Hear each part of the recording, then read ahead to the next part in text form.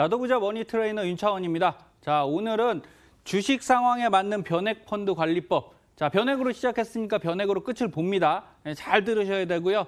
지금 내가 변액연금, 변액 종신, 변액 유니버설 적립 이런 상품 있다 하시는 분들은 오늘 방송 들으시고 꼭 채권형으로 좀 추가 변경하시길 바라겠습니다. 자, 외국인 매도가 발생을 했습니다. 자, 2019년 시작하자마자 한 8천억 정도가 외국인들이 주식을 팔고 나갔어요. 근데 이게 왜 발생하느냐? 과거 기준을 볼게요. 2007년도 금융위기 왔을 때요. 27조 원이 빠져나갔습니다. 자, 이게 빠져나가면서 어떻게 된 거죠? 반토막 난 거예요, 주가가. 자, 근데 외국인들이 왜 나가나요? 가장 첫 번째는 매력이 없어지는 거예요. 우리나라가 투자하기에 매력이 별로 없어진다. 첫 번째가 바로 금리인데 지금 미국 금리가 더 올라가 버렸거든요. 그럼 굳이 한국에 있을 필요가 없죠.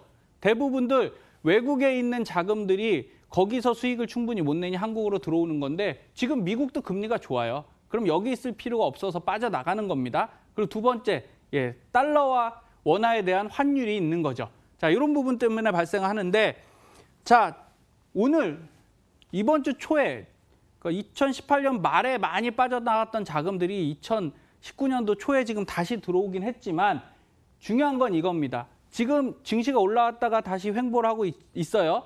근데 3월이나 4월쯤까지 자칫하면 25조 가까이 빠져나갈 수 있다. 이런 예상들이 나오고 있습니다. 여러 가지가 이유가 있지만 저희가 매력이 더 좋아지고 투자 여건이 좋아져야 되는데 사실은 그렇지가 못해요. 그럼 이렇게 된다면 어떻게 되겠습니까? 많이 빠지겠죠. 그렇기 때문에 저희가 그런 리스크에 대비해서 채권형 변경을 권유드리는 거고요. 자, 그럼 앞으로 어떻게 되는지 한번 보실게요.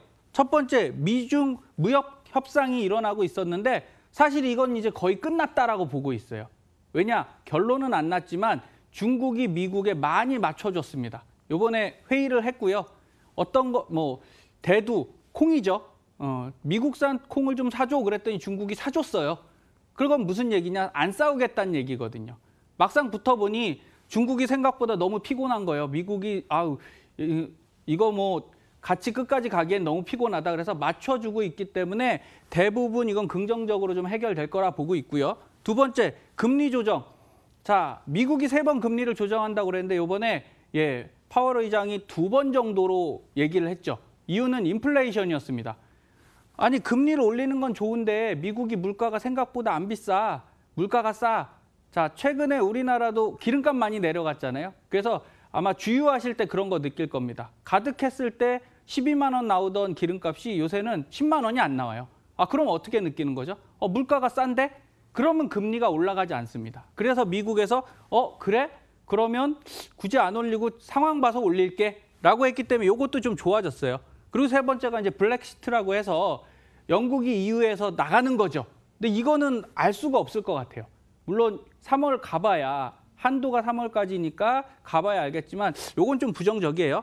자, 어닝 쇼크라고 해서 지금 우리나라 삼성전자도 그렇고 굉장히 반도체랑 휴대폰이 매출이 떨어졌다. 오늘 또 LG전자까지 합세해서 떨어졌다. 이렇게 나오지만 이건 벌써 반영돼 있어요. 매출 결과는 작년 말에 다 알 수 있거든요. 그래서 전반적으로 볼 때는 나쁘지 않은데 떨어지는 이유는 어쩔 수 없는 거예요. 너무 높이 올라왔기 때문에 떨어지는 거다. 그래서 하락을 대비한 가치주 투자 위주로 하셔라. 이렇게 말씀드리고요. 그럼 어떤 거 투자하라고요? 제가 말씀드릴게요.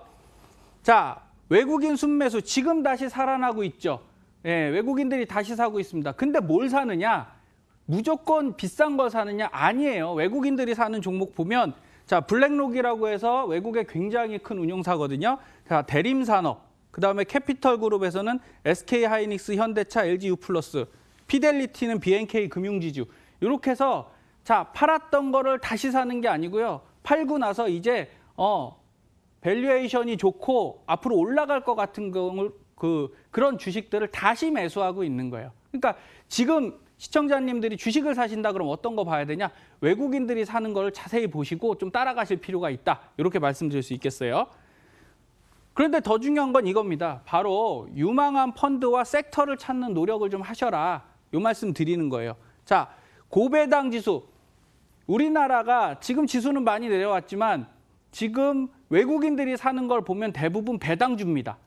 다시 말해서 한국 지수가 좀 낮아. 그런데 평가해 보니까 한국 기업들은 괜찮고 이익이 좋아. 그래서 어떤 걸 사냐? 바로 배당주들을 다시 사고 있는 거예요. 그럼 우리도 따라서 배당주를 사셔야 됩니다. 그리고 또는 펀드를 가도 어떤 펀드? 배당형 펀드. 이런 것들 따라 들어오셔야 되고요. 자, 우리나라에 여러 가지 섹터가 있어요. 섹터가 있는데 지금 한 3년 동안 안 좋았는데 이익률이 굉장히 높은 섹터가 있습니다. 어떤 거냐? 필수 소비재예요.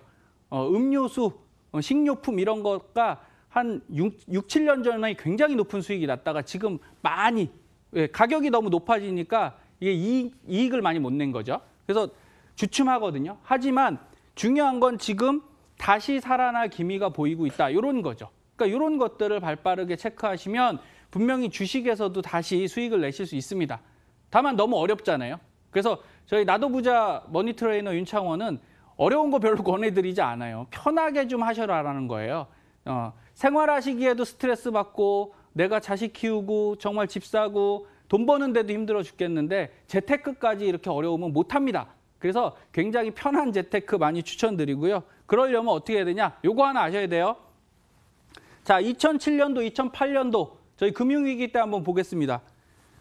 정점을 찍었던 지수가 한 번 내려갔어요. 한 번 내려갔다가 다시 한번 1차 반등을 합니다. 어느 정도까지 가죠? 이 양쪽 폭의 절반까지 반등을 했다가 그대로 폭락을 해요. 자, 읽어보시면 좀 느껴지시는 거 없습니까? 작년 8월까지 쭉 왔다가 살짝 떨어졌다가 좀 더 올라가겠죠? 올라가서 떨어진다면 이렇게 떨어질 수 있다는 거고요. 만약에 그게 아니고 그냥 횡보로 가면 다행이죠.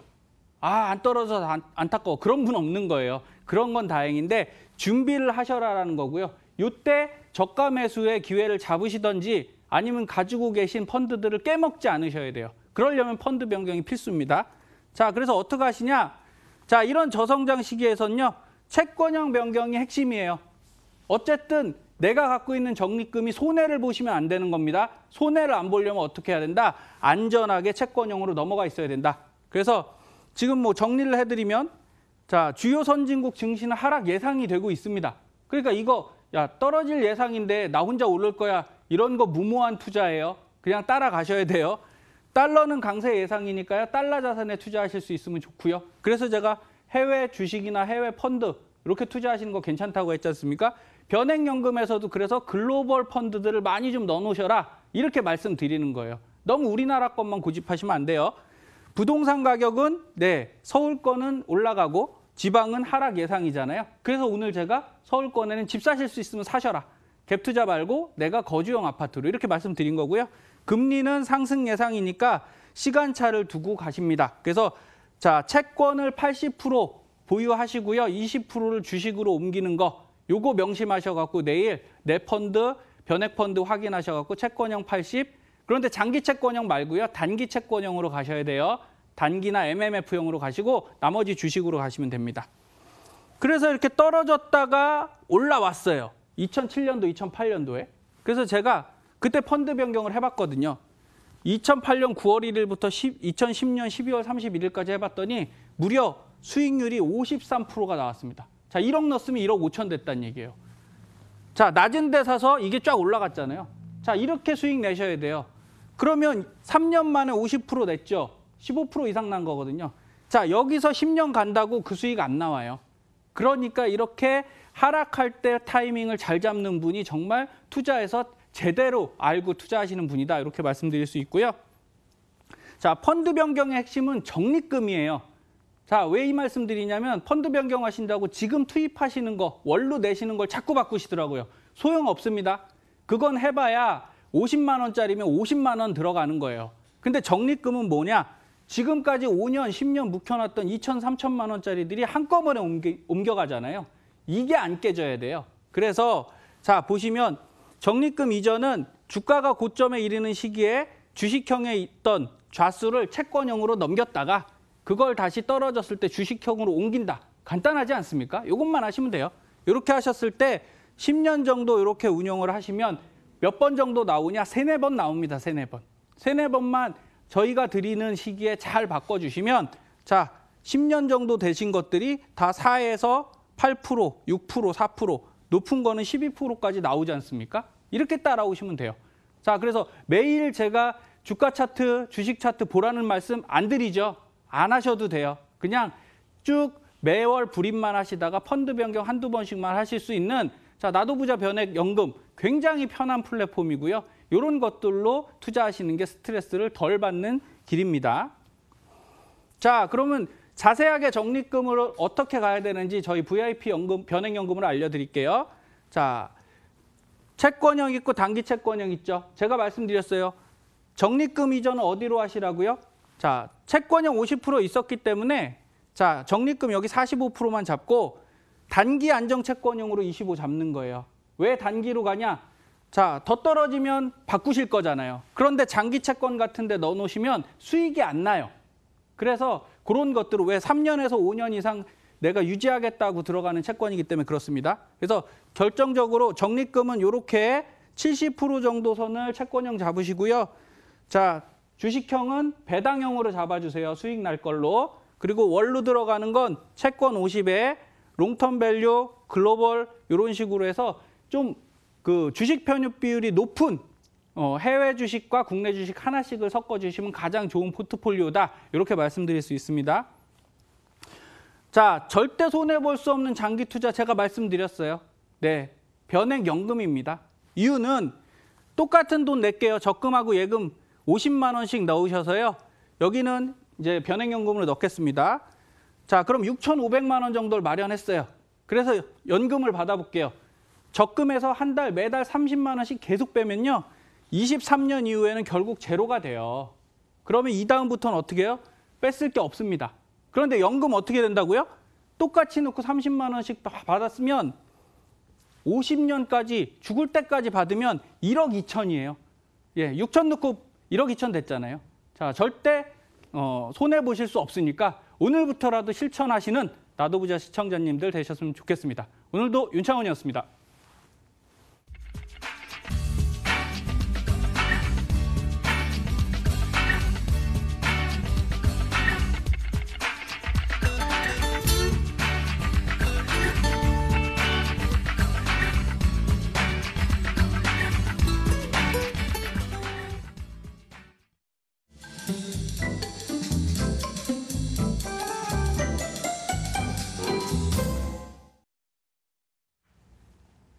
네, 윤창원 전문가님과 함께 알찬 시간 보내봤는데요. 출렁이는 시장 속에서 현명하게 대비하는 팁을 자세히 알려주셨습니다.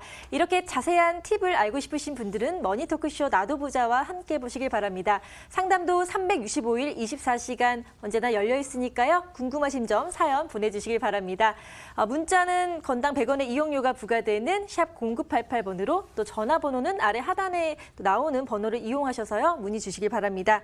그럼 머니토크쇼 나도 부자는요. 다음 주에도 월요일 6시 30분 같은 시간에 다시 찾아뵙겠습니다. 시청해주신 여러분 고맙습니다.